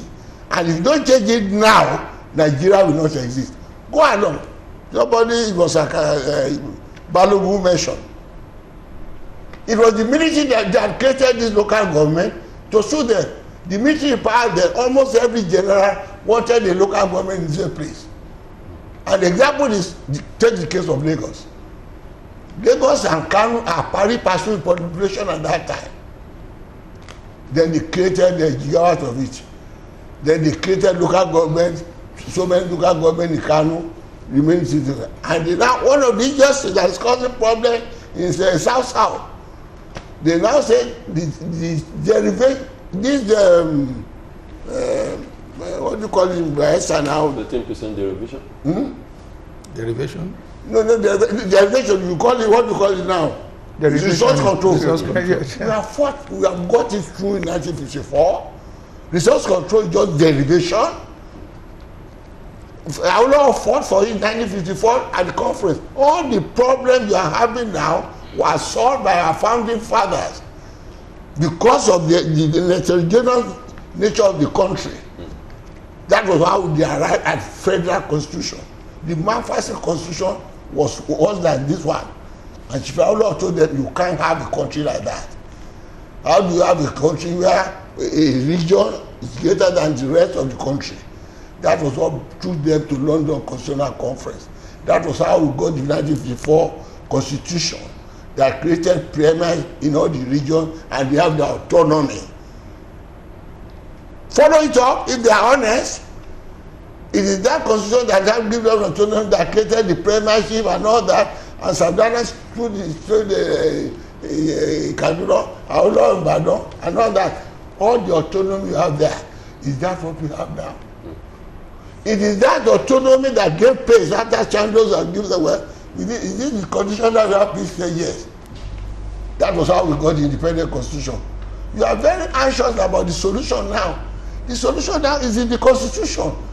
Because he was talking of local government, civil defense, all that. When we are talking of state police, devolution of power, that's what it means.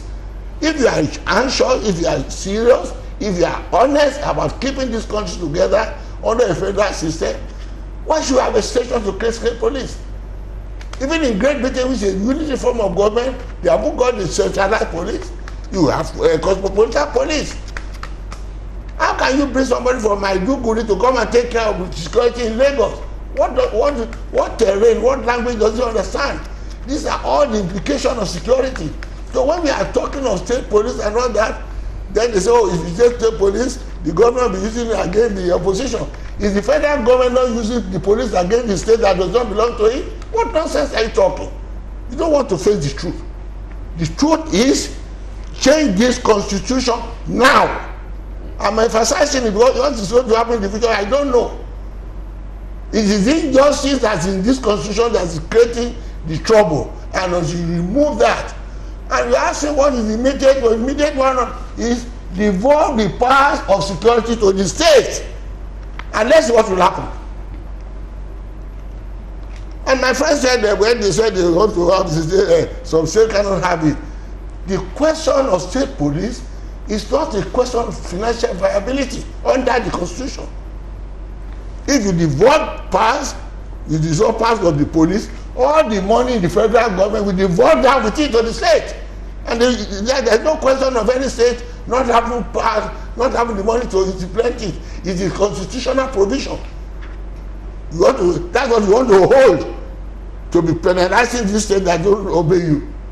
And you make the constitution now in a way that, well, you claim so many local government, and you now say revenue will be distributed on the basis of those local government. You see the injustice there? And you said the South people should not rise in arms. And you see their money here and build Abuja. And anybody going from South to Abuja and see what is down there, you say they won't take up arms? Only one road leads to Bayelsa. That's where the money comes from. You see, many of these people don't know. I grew in this constitution. The background that caused problem from 1952, I know. If Buhari or anybody is serious about this constitution now, change it now and have autonomy in the state, and immediately now give police power to the state and see what will happen. Right. Let me come to Chief Pringsby and look at some of these issues thrown up by General Shola Williams and Chief Adebanjo. The issue of our constitution. that might take a while to implement. That might take a while. But there are certain things that need to be done now to secure the lives of ordinary Nigerians, the market woman, the boy on the street, the girl on the street. What are those issues? Well, you see, I agree with you that some are short-term, some are medium-term, and some are long-term. You have to look at the nature of the insecurity to get to its solution. Clearly, the insecurity we have today is an admixture of both criminal and also political. In fact, I would say that the political aspect is probably even larger than the criminal aspect. Because let's face it, the major crime in the country today is by an ethnic group, armed, sophisticatedly armed, coordinated and organized. And they are the same group from state to state across the country. That is that's political, okay? You also have a situation of bandits and thieves due to the economic difficulties. Even the economical problems are political. So clearly we have to look at this thing with some political solutions in mind. First, community police and state police immediately. Immediately. Second, I believe that whether it is by acceptance of the 2014 National Conference or by putting a committee or a group together to look into it, but the federal government must immediately show understanding that the 2014 National Conference is the last agreed position by all Nigerians. If they dispute that, they should have another thing in place, no matter how it is. But you cannot solve the insecurity in the country now by just pretending that it's just criminal. Yes, it is criminal, but there are other aspects involved. You have the land, they're talking about land use decree amendments. There are many things that have been talked about, and all those things would be to inflame the situation. Injustice is the issue. Injustice is the issue. And you need a buy-in from all the different groups. You have traditional rulers. Some communities don't have traditional rulers. So all the solutions they bring, to me, are far more defective than the challenges that we face. Injustice is the issue. Right. We'll take a quick break. When we'll come back, we'll continue this discussion on Galaxy Today. Stay with us.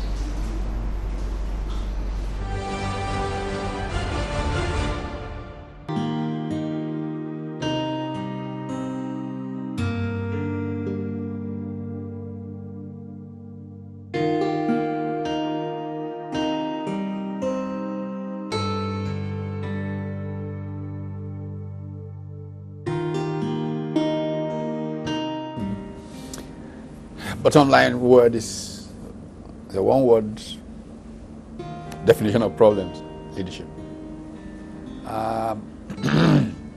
Nigeria's problem is systemic and is based on the failure of leadership, which has resulted in a collapse of culture.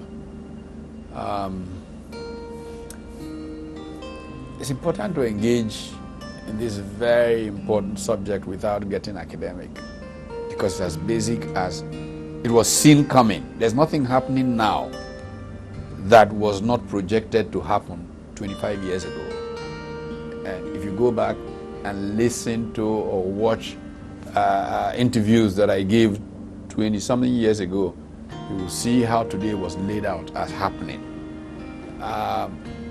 Why did the failure of leadership bring us to this point? It's fairly simple. There are a number of factors that are responsible for how human progress takes place. In the year 2000, I was particularly challenged to explain the state of play in Africa. I'd been in a series of conferences in France about the state of Africa. That season in the 90s was referred to as the season of Afro-pessimism. the world had more or less begun to give up on Africa. And let me tell you, some stuff is going around the internet about how Britain planned to invade and begin to recolonize Africa. Is going on the internet right now. I don't know how many of you have seen it, but it is not completely out of the question from the kind of thoughts floating around Europe during the season of Afro-pessimism. This conference that I used to go to in France every other year was called by former French Prime Minister Raymond Barre with Aspen Institute France. He brought together some African heads of state, mainly the Francophone ones, some African intellectuals. I guess that's where people like me came in, a couple of business leaders. And we would meet in a small round table and talk about the problems of Africa and where Africa was stuck. Round about this period, an American, Robert Kaplan, wrote a book, The Coming Anarchy, and literally projected West Africa's descent into anarchy and projected how a number of cleavages developing on the continent.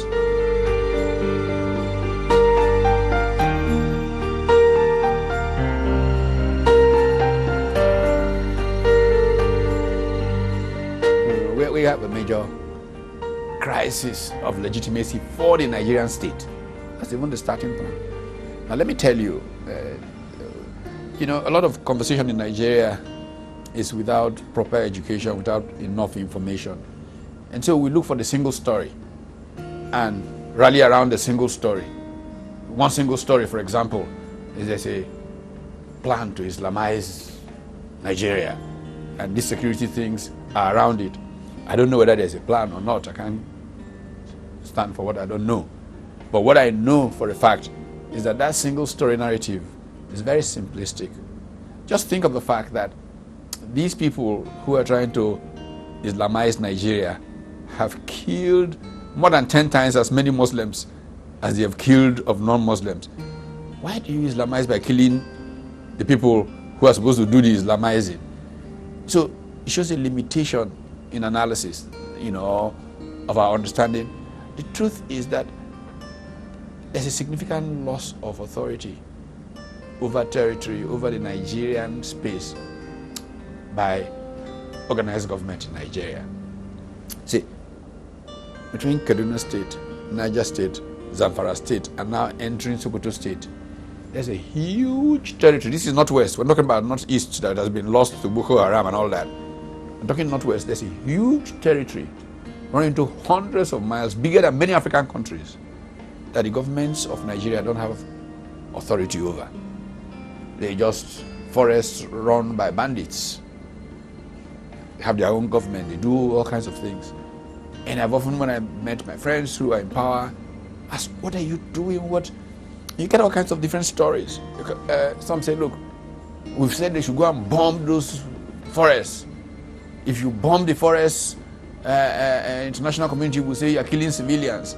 So we are reluctant. We don't want to be taken to an international criminal court for trial after we finish serving as chief of army staff.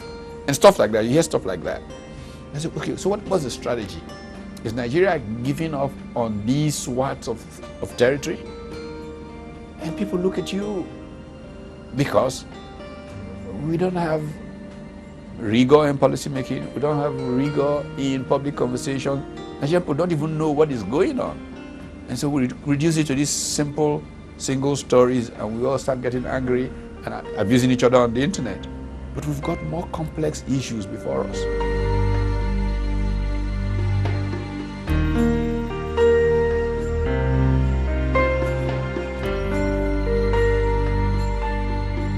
In southern Nigeria, in the Middle Belt, there have been issues with headsmen. It didn't start today. These issues have been there. You want to look at the British effort to make laws regarding this, going back to the 1940s. So, in every transition economy, you have crises between herdsmen and farmers. It is the nature of the evolution. Now, in Europe and North America,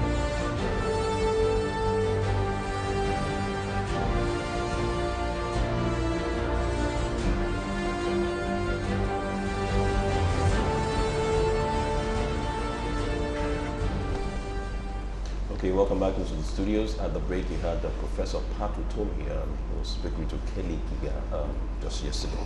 Still have in the studio Major General Ishola Williams, Chief Aya Debanjo, and Chief Fafa Dan Princewell. Very quickly, gentlemen, let me start from Chief Adebanjo. So let's have your closing thoughts on this issue of securing Nigeria. Let's have your closing thoughts. Closing thought is a simple matter. All the details you are asking that local government, give the powers to the governor. The local government is under him. He will set up all this community, local government, and then the vigilantes. He will arm them. He will provide the money. They will go to all the forests in the area. How can you control the security in Ondo State from Abuja? That is the cause of the problem you don't want to face. If all these problems that is happening now, if the past have been with Akeredolu, we won't be blaming the president. It is the Akeredolu we be blaming. Why doesn't the president give the authority to Akeredolu? What is the problem there? And let's see what will happen. Right now, if you say, all right, security as we are asking for that the constitution goes to the state police, leave it there. Don't do any other thing. Give all the powers you would have exercised as being the authority there. Without the commissioner of police saying how to have authority to report, give it to the state governors. Right. If the state governors behave, people will deal with them. I won't be blaming whether it's full or not anything. I'll be blaming my governor. Let him do that immediately. Right. With all the paraphernalia, with DSS, everything, all straight. Give it to the police and see what will happen. Right. Let me also ask the Major General Ishola Williams to share your closing thoughts with us. No. The issue to me is very simple. I am more concerned. See, armed robber came to my house. I'm a retired military officer. I don't have any guard in my house. Armed robber came to my house. Okay. Fortunately, they don't have many money to steal. They harassed me and my wife and left with 6,000 naira. They could find my cupboard. I was coming from Mina to Lagos by road in a public transport. They stopped us, took us to one bush, stripped all of us and everything. So I have direct experience. I am more concerned with that ordinary people too are concerned about. I reported to the police. Of course, the police never did anything in those two instances. Okay. So the point I'm making is that there are already structures on the ground at the state level. The only difference is that the community neighborhood police in Lagos, they are everywhere. In my local government area that I stay and so forth. The only difference is that they have even if they arrest somebody, they have to hand them over to the police. So the extra power you need to give to them now is for them to be able to take the person to court or anything. Buhari has said that I accept the doctrine of state and local government police. Let the state government now implement. Okay, that is one. Two, the second one is that anywhere in the world there's a limit to the powers of the state and local government police. That's why in the United States they have the FBI. And that's why I was saying that create a similar type of FBI in Nigeria for crime intelligence and investigation. Thirdly, you have the mobile police who to patrol the highway, anti-kidnapping, anti-robbery, anti-this, anti-that. That's why they have a separate uniform, they carry guns. You train them to be able to do that. That you can do now, okay, to take care of such problems. This pipeline busting and people dying and so on, is supposed to be the job of the civil defense all over the world to do that, okay? Because the state will not have the capacity to be able to cover all these areas, you transfer some of the responsibility at the federal level. That's why we have a structure. In terms of intelligence, every state has what they call Home Affairs Ministry. It's an intelligence setup for the state level. Okay? What it requires now is a set of coordination. I am talking from the technical point of view. I'm not a politician. I'm a soldier, a security person. And that's the way security is supposed to advise the politician about how to deal with security. Okay? And for the politician to take a decision. in terms of organization structure and things like that. But operationally, doctrinally, and otherwise, it's responsibility of the soldier. Because even the head of state or the governor depend on the security that's provided for him at the same level. And now what's happening in Nigeria is that the people do not trust the police. Okay? The people do not trust the police. And I'm also saying too, the people at the political level are supposed to take decisions, do not understand what security is all about. Right. That's the point. Right. Chief Prince Will, just very briefly, your closing thoughts. Well, security, I think, deeply has a structural content. It has a political content and it has a criminal, aspect. We cannot deal with security as if it is only one type of insecurity that we experience. Nigeria, at a fundamental level, has a dysfunctioning system. Our checks and balances are not working. We've taken the American Constitution, but we carefully removed a lot of the checks and balances that were clearly spelled out in the American system. As our chief, mentioned, there's no Inspector General of Police in the U.S. There is no centralization of police. Every community, every university, every group has its security arrangement, and that's how it should be in Nigeria. Today, they should transfer a huge part of the security responsibility to the states, the communities, and to the lower levels, even campuses. That does not stop the federal government, as the general said, from having its own FBI, CIA, NIA, whatever. It's about checks and balances. We are not saying give the police to the structure to the state governor so that he will now start doing what we complain about at the federal. That's not what we're asking for. We are saying that all must have checks and balances. That's how security is enforced. You must have different possibilities, whether the FBI will show up. So even the state police must know that all their activities have limits. The community police should also be there. The house police, the campus police, at all levels, right. And we should never forget, it cannot be overemphasized that equity and fairness, justice, are really the issues of Nigeria. Right. Thank you very much, Chief Prisu, for your contributions. Chief Adebanjo, thank you very much, sir, for coming. And retired Major General Ishola Williams, thank you also for coming. That's about all we can take on today's edition of Galaxy Today. It's been a pleasure having you on.